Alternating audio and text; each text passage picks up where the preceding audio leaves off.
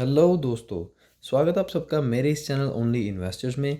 दोस्तों, अगर आप इस चैनल पे नए हैं तो प्लीज़ इस चैनल को सब्सक्राइब कर लें, क्योंकि मैं आप लोगों के साथ बिल्कुल जेन्युइन इन्फॉर्मेशन शेयर मार्केट के रिलेटेड रोज़ शेयर करता हूँ। दोस्तों, आज की ये जो वीडियो है, ये एक ऐसी कंपनी के बारे में आप लोगों को बताने जा रहा हूँ जो कि फंडामेंटली एक बहुत ही स्ट्रॉन्ग कंपनी मुझे लग रही है और जिसके आने वाले टाइम में यानी कि फ्यूचर में नीचे जाने के चांसेस बहुत कम है और ग्रोथ के चांसेस बहुत ज़्यादा हैं। और मैं ये चीज़ें आप लोगों को पूरे प्रूफ के साथ दिखाऊंगा ताकि आप लोगों को भी मेरी बताई गई इन्फॉर्मेशन पे बिलीव हो सके। तो दोस्तों, आप इस वीडियो को पूरा एंड तक देखना ताकि आप किसी भी इंपॉर्टेंट पॉइंट को मिस ना करें, क्योंकि पूरी नॉलेज के बिना इन्वेस्ट किए गए हुए पैसे अच्छे नहीं होते हैं। तो चलिए इस वीडियो को हम शुरू करते हैं।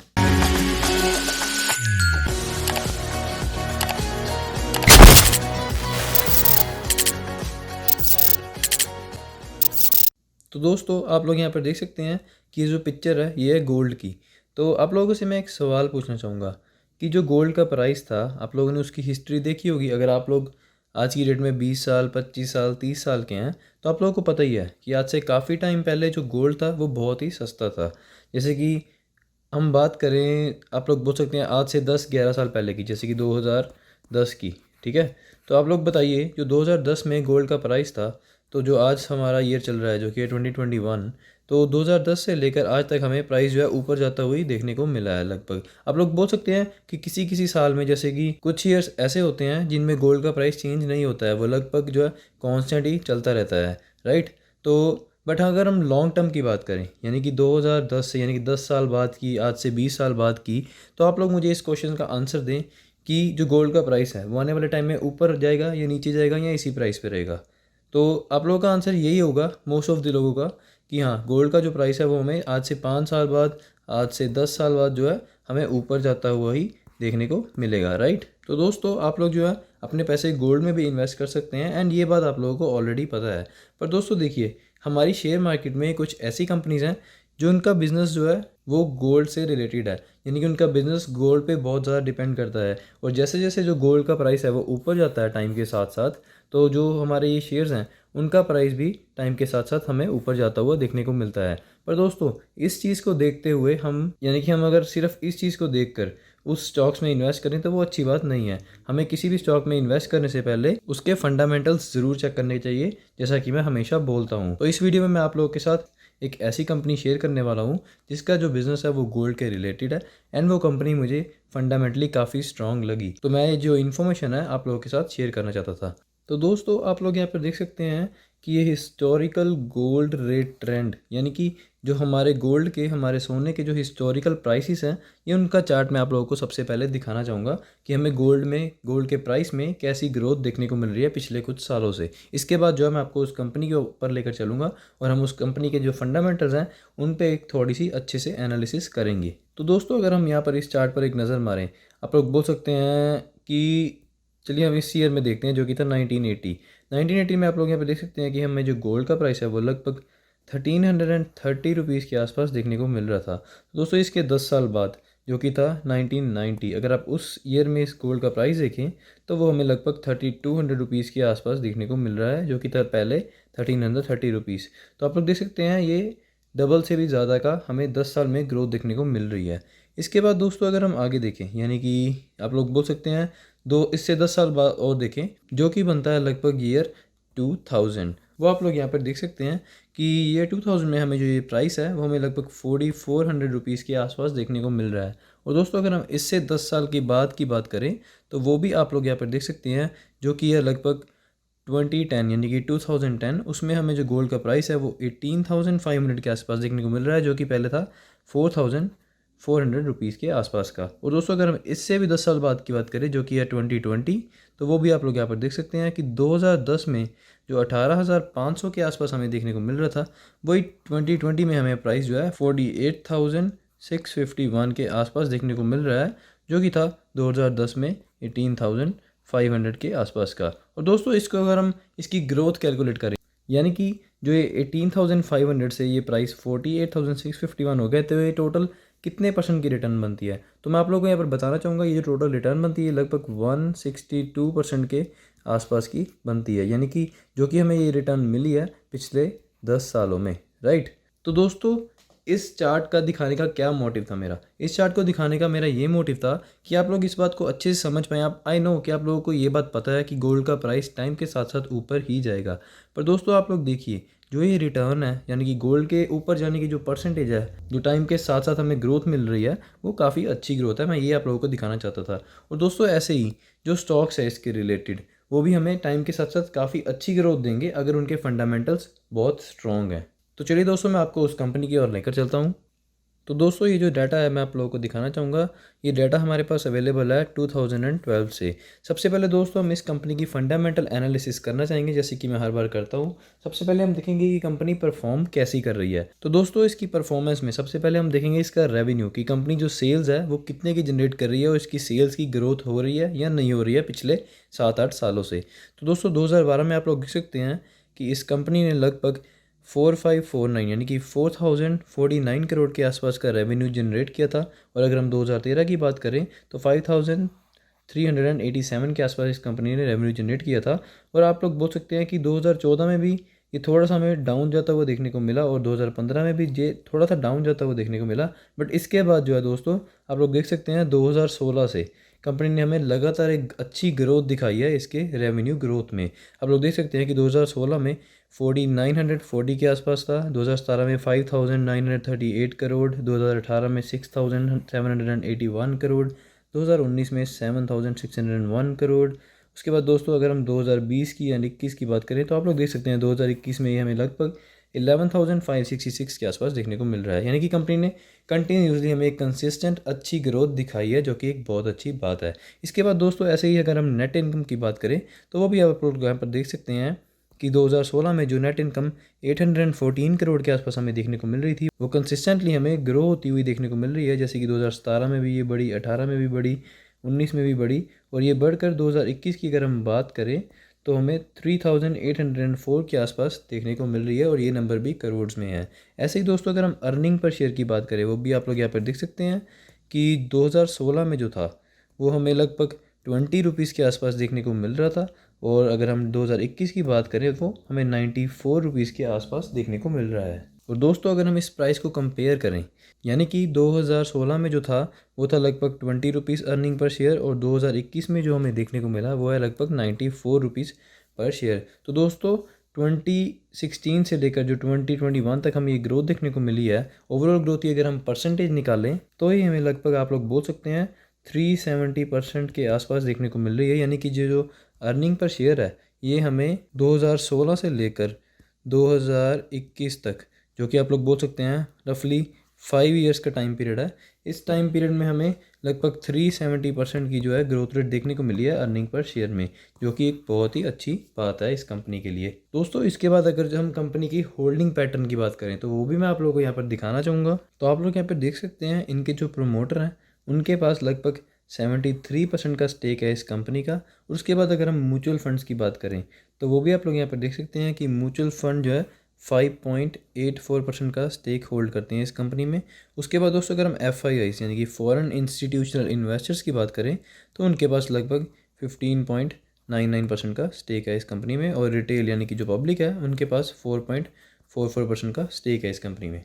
तो दोस्तों अगर हम mutual funds, domestic institutional investors and जो फॉरेन इंस्टीट्यूशनल इन्वेस्टर्स हैं, इन तीनों का अगर हम टोटल करें तो वो जो टोटल है हमें लगभग 22.16% के आसपास जो है देखने को मिल रहा है। तो दोस्तों एक बहुत ही अच्छा नंबर है, जो कि इंस्टीट्यूशनल इन्वेस्टर्स इस कंपनी में काफ़ी अच्छा एक स्टेक होल्ड करते हैं। दोस्तों इसके बाद सबसे इम्पॉर्टेंट चीज़ अगर हम देखें, इस कंपनी ने हमें रिटर्न कितनी दी है। यानी कि जो पैसा हम इसमें इन्वेस्ट करते, यानी कि काफ़ी साल पहले अगर हमने इसमें इन्वेस्ट किया होता तो हमें आज की डेट में कितनी रिटर्न देखने को मिलती। क्योंकि जो आप लोग हैं, जो मैं हूँ और कोई भी इन्वेस्टर है, वो अपने पैसे अगर किसी जगह पर इन्वेस्ट करते हैं तो इसीलिए करते हैं ना कि उन्हें एक अच्छी रिटर्न चाहिए टाइम के साथ साथ। तो चलिए हम इसकी रिटर्न की ओर भी एक नज़र मारते हैं। तो दोस्तों आप लोग यहाँ पर देख सकते हैं ये जो कंपनी है ये एक फाइनेंस सेक्टर की कंपनी है और ये लार्ज कैप कंपनी है, जो कि इसका मार्केट कैप है लगभग 59,273 करोड़ के आसपास का। और दोस्तों जैसे कि हम रिटर्न देखने वाले थे तो आप लोगों को यहाँ पर मैं दिखाना चाहूँगा। अगर हम इसकी 1 डे की रिटर्न की बात करें तो आप लोग देख सकते हैं कि ये 48% जो है अपसाइड की ओर हमें जाती हुई देखने को मिल रही है, जो कि बिल्कुल भी मैटर नहीं करती है। जब भी आपको किसी भी कंपनी में इन्वेस्ट करना है, मैं आप लोगों को जैसे कि हमेशा बोलता हूँ, वो इन्वेस्टमेंट जो आपकी है वो एटलीस्ट 10 साल के लिए तो होनी ही चाहिए। यानी कि अगर आप किसी भी कंपनी में एंटर कर रहे हैं, किसी भी कंपनी में इन्वेस्टमेंट कर रहे हैं, तो आप लोग ये ज़रूर सोचें कि हम इस कंपनी में 10 साल तो रहने वाले हैं, यानी कि 10 साल के लिए हम इस कंपनी में इन्वेस्टेड रहेंगे। और दोस्तों, आप किसी भी कंपनी में 10 साल के लिए इन्वेस्टेड तभी रह सकते हैं अगर आपने उसमें इन्वेस्ट करने से पहले अच्छे से रिसर्च करी है। क्योंकि अगर आपने उसमें अच्छे से रिसर्च नहीं करी है और वो स्टॉक आप लोग जैसे देखिए वो 5% गिर जाता है, या फिर आप लोग बोलिए 10% गिर जाता है, तो आप लोग जो है घबरा जाएंगे, क्योंकि आप लोग को पता ही नहीं है कंपनी का बिजनेस क्या है, उसके फंडामेंटल्स क्या है, वो स्ट्रॉन्ग है या नहीं है, राइट। आपको लगता है वो कंपनी अब नीचे जाएगी, बहुत ज़्यादा नीचे जाएगी, तो आप डर के अपना पैसा जल्दी से निकलवा लेंगे उस कंपनी से, राइट। और अगर आप लोग श्योर हैं कि ये कंपनी आने वाले टाइम में ऊपर ही जाएगी, तो आप लोग बिल्कुल भी नहीं डरेंगे और आप उसमें इन्वेस्टेड रहेंगे और आपको काफ़ी अच्छी जो रिटर्न्स हैं वो देखने को मिलेंगी लॉन्ग टर्म में। क्योंकि दोस्तों, जो भी अच्छी रिटर्न्स मिलती हैं, यानी कि जिन भी इन्वेस्टर्स ने अच्छे पैसे कमाए हैं इन्वेस्ट करके स्टॉक मार्केट में, उन्होंने 1-2 साल में नहीं कमाए हैं। आपको जब भी इन्वेस्ट करना है, आपको लॉन्ग टर्म के लिए ही करना है अगर आप अच्छी रिटर्न्स चाहते हैं। तो दोस्तों, इसके बाद अगर हम बात करें इसकी 1 वीक की रिटर्न की, तो आप लोग यहाँ पर देख सकते हैं कि जो इसकी 1 वीक की रिटर्न है, हमें लगभग आप लोग बोल सकते हैं 0.35% जो है डाउन साइड की ओर देखने को मिल रही है। और दोस्तों, ये भी जो रिटर्न है मैटर नहीं करती है। तो सीधा मैं आप लोगों को इसकी 1 साल की रिटर्न दिखाता हूँ, जो कि थोड़ी सी मैटर करती है। तो आप लोग यहाँ पर देख सकते हैं कि जो इसकी 1 साल की रिटर्न है वो हमें 30.24% जो है अपसाइड की ओर देखने को मिल रही है। और दोस्तों, जैसे कि मैंने आप लोगों को अभी बोला कि आपको किसी भी कंपनी में 10 साल के लिए इन्वेस्ट करना ही है, बट अगर आप बाय चांस किसी कंपनी में 10 साल के लिए इन्वेस्ट नहीं करना चाहते, तो मिनिमम जो टाइम पीरियड है, यानी कि मिनिमम आपको 5 साल जो है किसी भी कंपनी में इन्वेस्ट ज़रूर करना ही पड़ेगा अगर आपने अच्छी रिटर्न्स कमानी है तो। क्योंकि दोस्तों, कई बार ऐसा होता है 1-2 साल कंपनीज मूव नहीं करती हैं या फिर थोड़ी सी डाउन आ जाती हैं। काफ़ी अच्छी अच्छी कंपनीज हैं जिनमें हमें ये चीज़ देखने को मिली है, यानी कि वो 1-2 साल ऐसे ही न्यूट्रल चलती रही, या फिर आप लोग बोल सकते हैं हम डाउन देखने को मिली हमें वो कंपनीज 1-2 साल के लिए। बट जो लास्ट के 5 साल में से अगर हम बात करें, लास्ट के जो 1-2 साल थे, यानी कि जो 3rd या 4th या 5th ईयर था, उस 1 साल में उन्होंने इतनी रिटर्न दे दी कि वो पूरे 5 साल की रिटर्न जो है वो हमें काफ़ी अच्छी देखने को मिली। यानी कि जैसे आप लोग देखिए, यहाँ पर मैं आपको थोड़ा सा एक्सप्लेन करना चाहूँगा। जैसे कि मैंने आपको बोला कि कंपनी में आप एटलीस्ट 5 साल के लिए इन्वेस्ट करें, तो जो फर्स्ट ईयर है, सेकेंड ईयर है, 3rd year, 4th year and 5th year, तो मान लीजिए कंपनी पहले साल जो है हमें थोड़ी सी डाउन जाती हुई देखने को मिली, दूसरे साल भी थोड़ी सी डाउन जाती हुई देखने को मिली, और तीसरे साल भी। दोस्तों, जो 4th ईयर है उस कंपनी के लिए, वो हमें जो है आप लोग बोल सकते हैं कि अपसाइड, काफ़ी अपसाइड, यानी कि आप लोग बोल सकते हैं 20% की जो हमें तेज़ी देखने को मिली उस कंपनी में। और जो 5th ईयर था दोस्तों, ऐसी काफ़ी कंपनीज़ हैं कि हमें 5th ईयर में आप लोग बोल सकते हैं लगभग 30 से 40% के आसपास की तेज़ी एक ही साल में देखने को मिली। तो दोस्तों, अगर आप ओवरऑल रिटर्न कैलकुलेट करें, यानी कि 40% प्लस 20%, 60% रिटर्न बनी, राइट। और ये 60% जो रिटर्न है ये आपको आखिरी के सिर्फ 2 साल में मिली है, और जो पहले 3 साल थे उसमें आपको कोई रिटर्न नहीं मिली है। तो इसका क्या मतलब था? अगर आपको इस स्टॉक के फंडामेंटल्स पे विश्वास नहीं होता कि ये आने वाले टाइम में कंपनी ऊपर जाएगी, यानी कि अगर आपने अच्छी सी रिसर्च ना करी होती, तो आप पहले साल में, दूसरे साल में या तीसरे साल में आप उस कंपनी में से बाहर आ जाते कि ये कंपनी तो ऊपर जा ही नहीं रही, ये जाने ही नहीं वाली है ऊपर। और जैसे ही आप तीसरे साल में बाहर आते, इसने उसके बाद चौथे एंड 5th ईयर में काफ़ी अच्छी जो है रिटर्न दी, और वो लोग आप लोग मिस कर देते क्योंकि आप लोग 3rd ईयर में ही बाहर आ गए इस कंपनी से।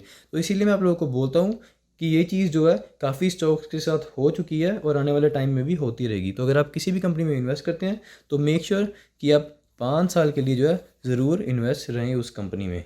तो दोस्तों, अगर हम इसकी 5 ईयर्स की रिटर्न देखें, तो वो भी आप लोग यहाँ पर देख सकते हैं कि हमें काफ़ी अच्छी देखने को मिल रही है, जो कि लगभग 414, यानी कि 414% के आसपास की, जो कि एक बहुत ही बेहतरीन रिटर्न है। और दोस्तों, जैसा कि मैंने आप लोगों को दिखाया था अभी, गोल्ड के जो प्राइसेस हैं वो टाइम के साथ साथ हमेशा ऊपर ही जाते हैं, राइट। ऐसे ही दोस्तों, आप लोग यहाँ पर देख सकते हैं कि ये जो स्टॉक है, ये जो कंपनी है, इसका बिजनेस पूरा का पूरा गोल्ड के रिलेटेड है। यानी कि कंपनी लोन देती है गोल्ड के ऊपर, यानी कि गोल्ड गिरवी रखकर ये कंपनी लोन देती है, गोल्ड लोन्स का इनका काम है। तो जो कि इनका प्राइस है, आप लोग यहाँ पर देख सकते हैं कि टाइम के साथ साथ वो भी हमें ऊपर जाता हुआ ही देखने को मिल रहा है। और दोस्तों, इस कंपनी का जो नाम है वो भी मैं आप लोगों को यहाँ पर दिखाना चाहूँगा कि ये कंपनी का जो नाम है मुथूट फाइनेंस है। आप लोग इस कंपनी के बारे में जानते ही होंगे, ये काफ़ी फेमस कंपनी है अगर हम गोल्ड सेक्टर के लोन्स की बात करें। और दोस्तों, अगर आप इसको कंपेयर करना चाहें इसके पीयर से, यानी कि इसके कॉम्पिटिटर से, वो भी मैं आप लोगों को एक यहाँ पर क्विक कंपैरिजन दिखाना चाहूँगा। तो आप लोग यहाँ पर देख सकते हैं कि ये जो छोटा सा कंपैरिजन है, यानी कि मुथूट फाइनेंस है, बजाज फाइनेंस है और ये एक और फाइनेंस कंपनी है, ये जो Shri Ram transport finance company है, इसको हम कंपेयर नहीं करेंगे क्योंकि ये आप लोग बोल सकते हैं ये अलग सेक्टर की कंपनी है, ये भी लोन ही देती है, बट ये सिर्फ ट्रांसपोर्टेशन के लिए ही, ट्रांसपोर्ट कंपनीज़ को ही लोन देती है, तो अभी हम इसको कंपेयर नहीं करेंगे। और दोस्तों अगर हम इसमें जो कंपैरिजन करने वाले हैं वो ये है कि जो इसकी पी रेशो है, यानी कि प्राइस टू अर्निंग रेशो, और जो पी रेशियो है, price to book value ratio, आप लोगों को पता है ये जो रेशोज़ हैं ये अच्छी होनी चाहिए अगर आप किसी भी कंपनी में इन्वेस्ट कर रहे हैं। ये हर सेक्टर की अलग अलग होती है, तो उस सेक्टर के हिसाब से हमें हर स्टॉक की ये अलग अलग देखने को मिल रही है। तो दोस्तों इस सेक्टर की जो रेशो है, यानी कि इस सेक्टर के जो स्टॉक्स हैं उनकी रेशो से अगर हम कंपेयर करें तो आप लोग यहाँ पे देख सकते हैं कि बजाज फाइनेंस जो है उसकी पीई रेशो 81 के आसपास हमें देखने को मिल रही है, जो कि मुथूट फाइनेंस के 15 के आसपास की। तो दोस्तों मुथूट फाइनेंस की जो है ये प्लस पॉइंट है बजाज फाइनेंस के कंपैरिजन में। दोस्तों ये जो रेशोज़ हैं, पीई रेशो या पीबी रेशो, ये जितनी कम होंगी उतना अच्छा होता है कंपनी के लिए। ऐसे ही दोस्तों अगर हम ये सेकंड कंपनी के साथ कंपेयर करें तो आप लोग देख सकते हैं जो ये 15 है ये 27 से कम है, और ये 4.94 भी 5.10 से कम है। यानी कि जो ये मुथूट फाइनेंस कंपनी है ये अपने कॉम्पिटिटर से भी आप लोग बोल सकते हैं वैल्यूएशन में एक प्लस पॉइंट निकल के आ रहा है इस कंपनी के लिए, क्योंकि इसकी जो PE ratio and PB ratio है इस सेक्टर के अदर कॉम्पिटिटर से वो इस हमें यहाँ पर कम देखने को मिल रही है। तो दोस्तों मैंने इस कंपनी पे थोड़ी सी रिसर्च करी थी जो कि मैं आप लोगों के साथ क्विक एनालिसिस के ज़रिए शेयर करना चाहता था, इसलिए मैंने ये आज की वीडियो बनाई। तो दोस्तों अगर आप इस कंपनी में इन्वेस्ट करना चाहते हैं, आप लोग कह सकते हैं ये काफ़ी रिस्क फ्री कंपनी है, क्योंकि जो गोल्ड के प्राइसेस हैं हमें टाइम के साथ साथ ऊपर जाते हुए देखने को मिलेंगे, एंड ये जो कंपनी है इसका बिजनेस भी पूरा का पूरा गोल्ड के रिलेटेड है। तो अगर गोल्ड के प्राइसेस ऊपर जाएंगे तो हमें इसका प्राइस भी ऊपर जाता हुआ देखने को मिलेगा, अगर इसके फंडामेंटल्स ऐसे ही स्ट्रॉन्ग चलते रहे, यानी कि अगर ये कंपनी अच्छे से बिजनेस करती रहेगी तो।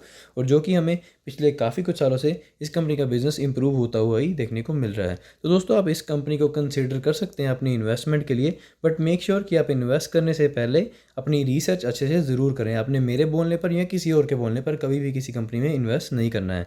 तो दोस्तों ये थी मेरी आज एक छोटी सी वीडियो मेरी इस रिसर्च की गई हुई डाटा पे, जो कि मैं आप लोगों के साथ शेयर करना चाहता था। अगर ऐसे ही आप मार्केट की daily updates and earning opportunities को मिस नहीं करना चाहते तो मेक श्योर मेरे इस चैनल को सब्सक्राइब करके बेल आइकन पर क्लिक करके नोटिफिकेशंस को ऑन कर लें। धन्यवाद दोस्तों आज की इस वीडियो को देखने के लिए।